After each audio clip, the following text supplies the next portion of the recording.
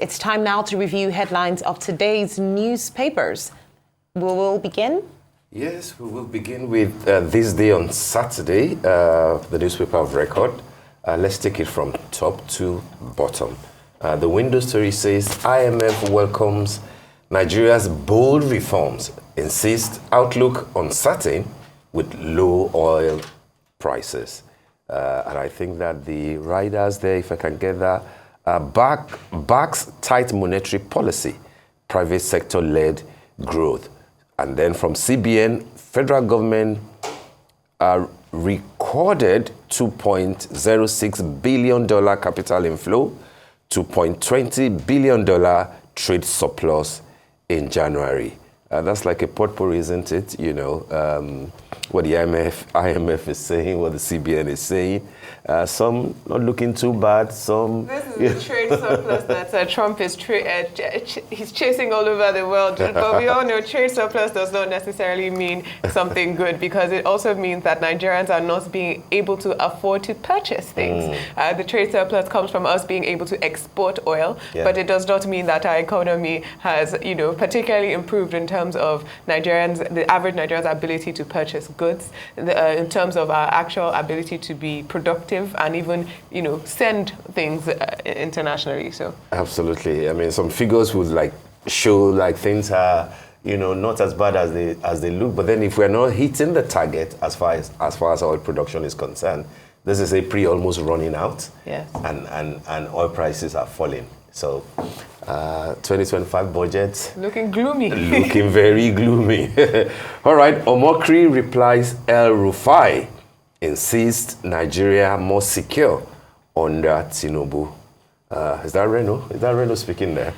He seems to always have nuggets to offer, nuggets of Reno's wisdom there. I mean, I think it gets a good chunk of, you know, speaking for the government, you know, even more than those who are like special advisors and SSAs. I think that's one of his perks. Commentators, that's what they call. Very interesting. He's getting an ambassadorial thing, you know, from the grapevine, you know. That's what we're hearing. That's apparently the people who should be representing Nigeria on an international level to be diplomatic individuals. It's Nigeria, the gift that keeps on giving. Will that be like a reward for some? Nigeria, some good job the done? Gift that keeps on All right, giving. under the masthead, Davido releases 5th studio album. What is it called? 5. 5. I had no idea. It is in fact called no 5. The number 5, I-V-E. Really? Yes, Davido. High five or something. You know what? It's his 5th album. I think. That's why it's 5. Yeah, yes, okay. I think it's really nice to see him, I guess, reap some of the dividends of the work he's done for Nigeria's soft power in terms of exporting our culture, our music. I think, you know, credit to Davido where it's due, and also his team for the lovely rollouts with Asa Asika, his manager there. Lovely rollouts that they have going on. So credit to Davido. All right, the other story there says, in Easter messages, Tinubu, Jonathan, governors, others preach peace, unity. President promises to deliver just, prosperous nation for all Nigerians. That's the president speaking from the UK, isn't it? Where he will be spending his Easter holidays, after which he'll return to Nigeria. How do you preach peace and unity with all the issues, with all the problems we have at this time? It's literally the opposite. You know, the funny thing is as an editor, you can almost predict. What will be said during Easter, Salah, Christmas. You know, you can almost cast the headline, you know, in your sleep and say, oh, this is what they will say. But hey, you know, this is the situation. The lead story: Wike, Tinubu saved Fubara by declaring state of emergency. I wanted him out. The audacity. Audacity of hope. No, I'm going to be And then he says PDP not ready for 2027. Tips president to remain till 2031. And then from Fayose, I will work against Atiku again. Well, I'm sure Atiku is shaking in his boots. I'm sure he's absolutely terrified there. But you wanted to say something about... So I was going to say, I mean, this is what we've been talking... You know, one thing I love about Nigerian politics and Nigerians is the problems are glaring. The situation is obvious. We choose as Nigerians how we now want to interpret it. I think in a way it's almost a way of gaslighting, where we cannot do anything about it. So we just look for other issues around the same issue to make ourselves feel better about the real issue. The fact here is this: in as much as some people might say yes, and Wike had nothing to do with this situation in Rivers State with Fubara, and it is purely because there were issues going on in Rivers State. There was a very high level of insecurity in Rivers State. There were security tensions in Rivers State, and that's why the president swept into action to do what he had to do. But he has said it clear and clear. I wanted him out. How do you say that as an FCT minister, that you wanted a sitting governor out? That's why I said the audacity. On what basis? So I think at this point in time, no one needs a prophet to tell them that this decision that was made by the president was highly instigated by Nyesom Wike. And the second question will now be, on what basis is the president answerable to the FCT minister?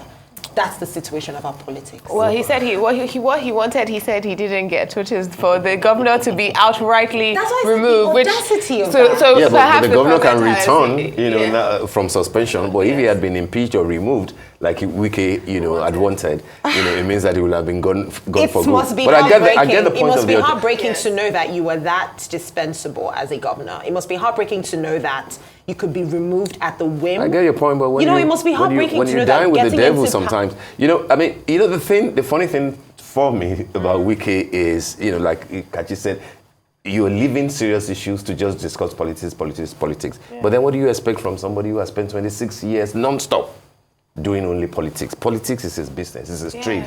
And that's sad, but... what can we do? Okay, I always say, what can we do, Steve? No. By what can we do, I'm saying you can't stop him from talking. Yeah, of but course. But of course, he should be reminded that power is transient, by the way. And then, but he probably would understand that because he's been rising through the ranks, as you said, for 26 years. But some of us who've had to work in other areas or other things might understand that this is not how you handle situations. But let's go to the nation. All right. Because before we run out of time there, because the nation is talking about something important, even though Wike's face is there.